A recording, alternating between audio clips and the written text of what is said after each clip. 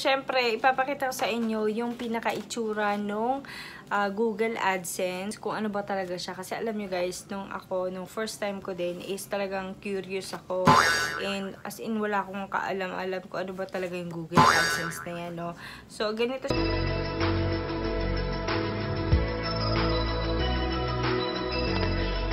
Hi everyone! Welcome back dito sa ating channel. So for today's video, isi-share ko sa inyo kung paano mag-verify ng Google AdSense pin. Gusto niyo makita kung paano mag-verify ng Google AdSense pin? So please keep on watching. Yes, ito na nga guys. At finally, isi-share ko na sa inyo yung ating pagbe-verify ng Google AdSense pin. Dahil ito na siya guys!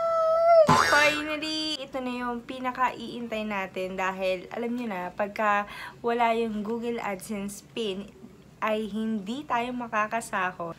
So kung hindi niyo pa guys nakikita yung aking ginawang video about Google AdSense, i-check niyo yung ating previous video. Meron din kayong makukuhang tips about Google AdSense pin. So this time, ito na nga yung i-verify na natin yung ating Google AdSense pin. Kasi para pag dumating na tayo sa point na kukunin na natin yung ating sahod is okay na siya guys! Kasi hindi tayo makakakuha guys ng sahod hanggat hindi natin nabe-verify yung ating Google AdSense pin. Siyempre, ipapakita ko sa inyo yung pinaka-itsura nung Google AdSense, kung ano ba talaga siya. Kasi alam nyo guys, nung first time ko din is talagang curious ako.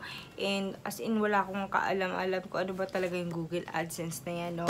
So, ganito siya guys. Isa siyang, papel lang. Tapos, sa loob nakalagay yung pin nyo para ma-verify yung inyong YouTube channel. So, i-verify nyo siya using itong pin na galing sa Google AdSense. Okay?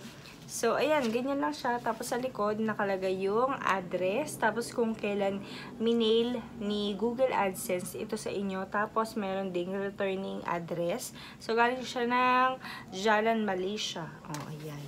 Ganun lang siya kasimple, guys. Tapos, sa loob naman, nakalagay yung instruction niya, step 1, step 2, step 3, and step 4. So, ayun lang. So, ganun lang siya kadali. Tapos, dito sa side na to, yung tinatakpan ko, ito yung pin na kailangan nyong i-enter doon sa inyong Google AdSense account. So, alam ko, gusto mo rin maliwanagan kung ano ba yung Google AdSense pin. Okay, so kung gusto nyo makita guys, kung paano natin i-verify. Of course, para guide na rin sa inyo kapag dumating na yung inyong Google AdSense pin. So, panoorin mo tong tutorial na ginawa ko sa'yo. So, let's go to the video! So, this is the 4 steps na kailangan nating i-follow. Step 1. So, kailangan meron kayong account dito sa Google AdSense.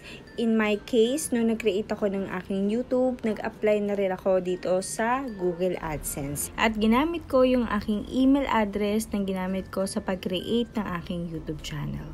Step 2.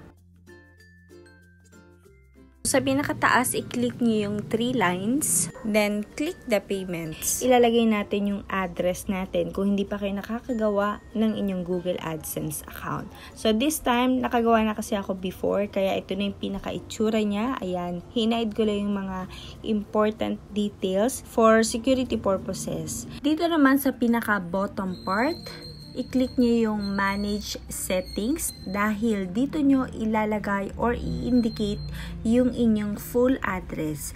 Might as well guys, eksaktong address or kompletong address para hindi maligaw ang inyong kartero kapag i-deliver na nila ito sa inyo. Step 3.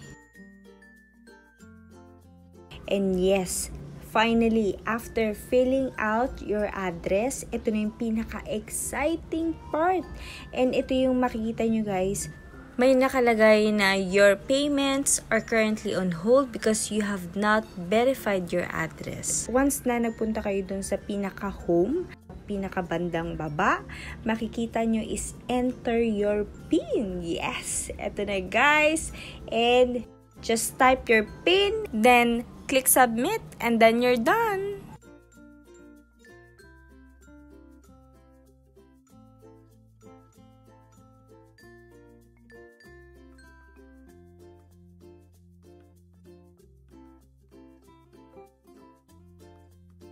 So, ganun lang kadali guys yung pagbe-verify ng Google AdSense PIN. So, kung gaano katagal ang pag-aantay, so dito sa Google AdSense PIN, ganun lang kadali ang pag-verify ng Google AdSense PIN. So, sana meron kayo nakuhang tips and idea kung paano i-verify yung ating Google AdSense PIN. So, if you like this video, please give me a like.